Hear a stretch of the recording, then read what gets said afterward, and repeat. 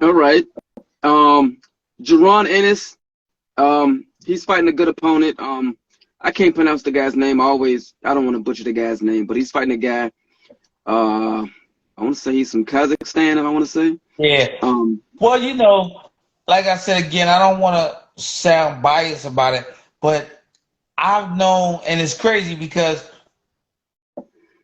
the way the shoes I'm sitting in now, for instance, like Jaron Ennis is like a brother to me because I know his family. I trained with his brother Farad, and I trained with his brother Pooh Ennis. We all grew up together. It's like he's my brother, and I'm the old head now. You know what I'm saying? I've known Jaron since he stepped foot in the gym.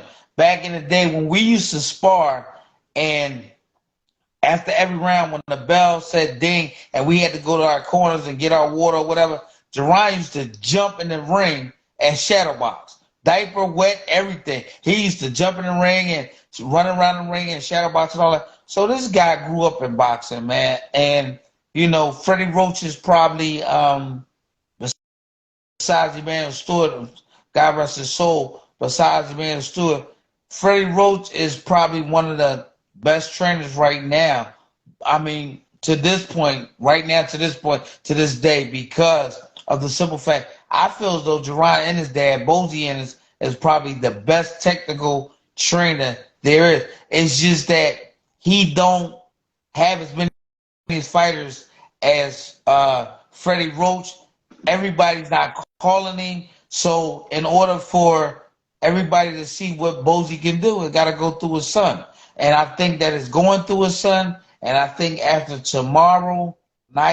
Saturday night, when Jaron in his fight, man, these governing bodies going to have to actually really look at Jaron and do their diligence, man. They're going to have to give Jaron Ennis a shot. I don't care if it's against Terrence Crawford. I don't care if it's against Errol Spence or whoever. Well, Errol Spence got all the belts. So it's either Errol or Terrence.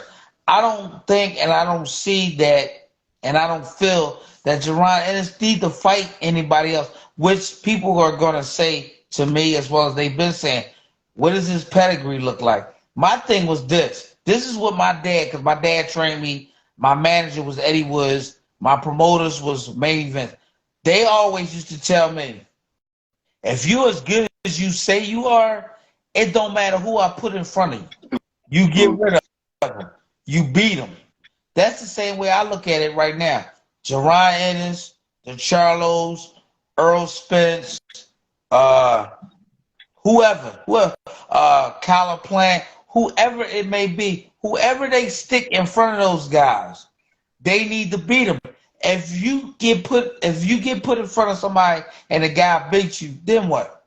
What you gonna say? Oh, I had an off day, or my jab wasn't working that well, or I couldn't move because my legs wouldn't let me go. No, you train just as hard as you train for the champion. right. And my dad and my trainers always told me, you know what? It's always easy to get the title, but it's hard to keep it. Mm. And I found that out. Right.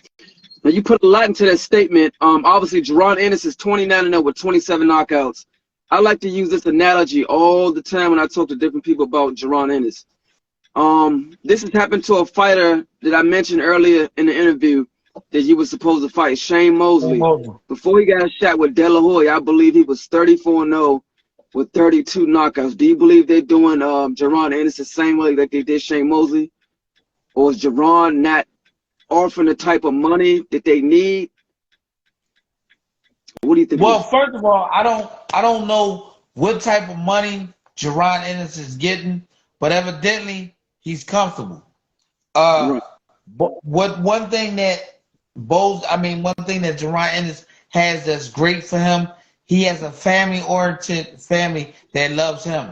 Second of all, his dad, I don't care what it is, his dad is not gonna let anything happen to him. His dad is always gonna be there for him, and his dad gonna protect him. Either is a yes from Bozy or is a no, and it's all coming from Bozy.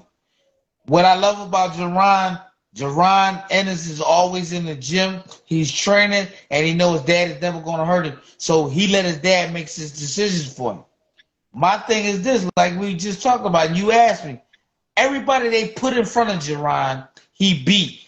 It wasn't Jaron's fault that they threw whoever they threw in front of him. They called Jaron, said, Jaron, look, you fighting such and such. Jaron was already in the gym, working with other fighters, sparring with other guys. Jaron stayed ready all the time. I guarantee you, if Jaron gets a knockout within 4 rounds Saturday, I guarantee you, I'll take a picture and I'll send it to you. I guarantee you, Jaron be back in the gym. He old school, man. He don't take no time off.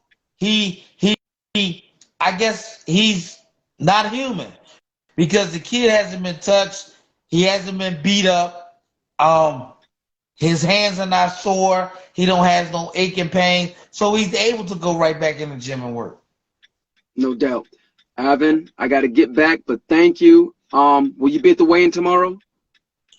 I don't know if I'm going to be at the weigh-in, but I'm definitely going to be at the fight. All right. Ivan, I got to get back. Thank you for your time. I appreciate it. No doubt. I'll see you at the fight Saturday, and everybody that's watching this now follow me. Like I said, I'm going to edit this. This will be up on my YouTube channel. This will be up on my YouTube, and you guys can subscribe and check the edited version out there. Ivan, thank you. I appreciate it. No problem.